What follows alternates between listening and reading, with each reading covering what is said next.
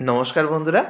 জলের বোতলে মুসুর ডাল ভরে ফুটন্ত গরম তেলে সেই মুসুর ডাল দিয়ে বানিয়ে নাও একদম জিভে জল আনা দুর্দান্ত রেসিপি, যেটা চা বা কফির সাথেও দারুণ লাগবে। আবার এটা একবার বানিয়ে 10 থেকে 15 দিন রেখে দেওয়া যাবে। একদম মুচমুচে ক্রিস্পি এই দুর্দান্ত রেসিপিটা ছোট থেকে বড় সবার মন জয় করে নেবে। এই দুর্দান্ত রেসিপির জন্য আমি এখানে 200 গ্রাম নিয়েছি মুসুর ডাল। মুসুর ডাল আমাদের সবার বাড়িতেই থাকে, আর সেই মুসুর ডাল দিয়েই কিন্তু বানানো হয়ে যাবে ঝটপট। তো মুসুর ডালটাকে জল দিয়ে খুব ভালো করে আমি ধুয়ে নিলাম। তারপর জল দিয়ে আমি মুসুর ডালটাকে 30 মিনিট মতো ভিজিয়ে রেখে দেবো। হাতে সময় থাকলে 1 ঘন্টাও রাখতে পারো। তো 30 মিনিট পর দেখো মুসুর ডাল কিন্তু জল টেনে নিয়েছে। এবার এই জলে ভিজিয়ে রাখা মুসুর ডালটা নিয়ে নিচ্ছি মিক্সার জারের মধ্যে। একটা বড় সাইজের আলুকে আমি ছোট ছোট করে কেটে নিয়েছি খোসাটা ছাড়িয়ে। আলুটাকে ধুয়ে রেখে দিয়েছিলাম, তো আলুটা দিয়ে দিলাম। আদার টুকরো আর ঝাল বুঝে কাঁচা লঙ্কার টুকরো এখানে আমি দিয়ে দিলাম। আর এখানে খুব সামান্যই জল দেব, যেহেতু মুসুর ডালটাকে ভেজানো ছিল তাই বেশি জল দিতে যাবে না। অল্প জল দিয়ে ঘুরিয়ে খুব ভালো করে একটা মিহি পেস্ট আমি করে নিলাম। দেখতেই পাচ্ছ মুসুর ডালের একটা খুব সুন্দর পেস্ট আমি করে নিয়েছি।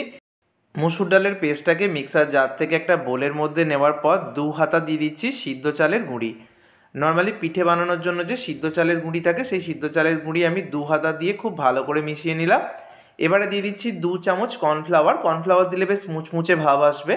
তো কর্নফ্লাওয়ার যদি বাড়িতে না থাকে অবশ্যই 2 চামচ ময়দা বা বেসন দিয়ে দেবে। এবার অল্প হলুদের গুঁড়ো, কাশ্মীরি লাল লঙ্কার গুঁড়ো, জিরে গুঁড়ো, আর দিয়ে দিচ্ছি এখানে আমি চাট মশলা। বাড়িতে থাকা মশলাটি ব্যবহার করছি। তারপর একটু গোলমরিচের গুঁড়ো দিয়ে দিলাম। এবারে যেটা অবশ্যই দিতে হবে সেটা হচ্ছে হিং। হিং দিলে খেতে হবে একদম কেনা দোকানের মতো। একটু গরম মশলার গুঁড়ো দিয়ে দিলাম, আর একটু দিয়ে দিচ্ছি কালো জিরে, যেটা মুখে পড়লে খেতে কিন্তু খুবই ভালো লাগবে। আর এখানে স্বাদ মতো লবণ অ্যাড করে দিলাম। খুব ভালো করে সব কিছুকে এবার মিশিয়ে নেব। তো খুব ভালো করে মিশিয়ে নিতে হবে। আর মিশ্রণটা কিন্তু একটু টাইটের দিকেই হবে, অতিরিক্ত টাইট হবে না, তবে বেশি পাতলা কিন্তু কোনোভাবেই রাখা যাবে না। তো রেস্টে আমি 15 মিনিট মতো ঢাকা দিয়ে রেখে দিয়েছিলাম। মিনিট 15 কিন্তু অবশ্যই রেস্টে রাখবে। 15 মিনিট পর অল্প বেকিং পাউডার 1 চামচে 3 ভাগের 1 ভাগ মতো দিয়ে খুব ভালো করে মিশিয়ে নিচ্ছি। তো আরও 1 মিনিট মতো খুব ভালো করে মিশিয়ে নিচ্ছি, আর দেখিয়ে দিচ্ছি দেখো এরকম একটু টাইট মিশ্রণ হতে হবে। এবারে দেখো যে কোনো একটা এরকম প্যাকেট নিয়ে নেবে। এখানে একটা সুজির প্যাকেট আমি নিয়ে নিয়েছি। তো ওপর দিকটা কেটে নিয়েছি কাঁচি দিয়ে। এবার এই প্যাকেটের মধ্যেই ব্যাটারটা ভরতে হবে। যেহেতু এই ব্যাটারটাকে বোতলের মধ্যে আমি ভরবো, তাই এখানে এরকম একটা প্যাকেটের মধ্যে ভরে নেবে। টাইট ব্যাটার যেহেতু রয়েছে তাই সরাসরি বোতলের মধ্যে ভরতে অসুবিধা হবে, তাই এরকম একটা প্যাকেটের মধ্যে ভরে নিয়েছি।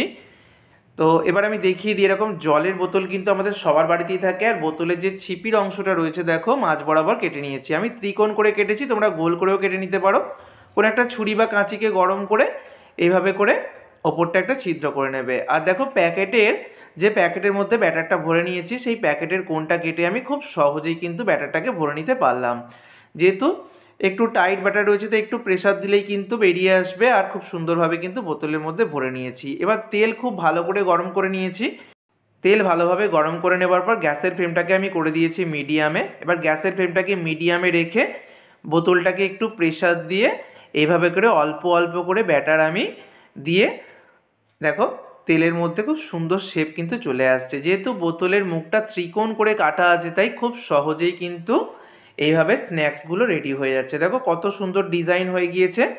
তো এগুলোকে মোটামুটি 4 থেকে 5 মিনিট সময় ধরে ভাজতে হবে।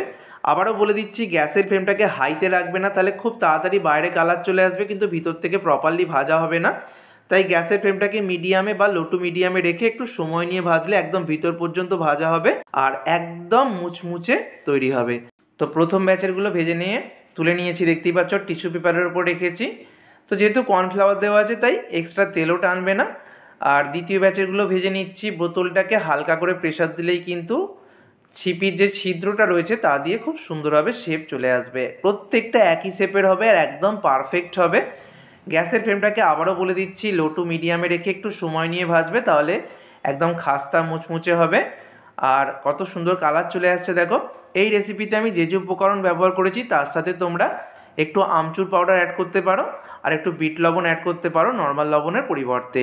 তো আমার সমস্ত যে স্ন্যাক্সগুলো ভাজা হয়ে গেছে তো এই দুর্দান্ত স্ন্যাক্স বন্ধুরা বাড়িতে থাকা মুসুর ডাল দিয়ে একবার হলে অবশ্যই ট্রাই করো, ঠিক যেভাবে দেখিয়েছি প্রত্যেকটা উপকরণ যদি দাও আর টিপসগুলো যদি মেনে চলো তাহলে একদম পারফেক্ট হবে।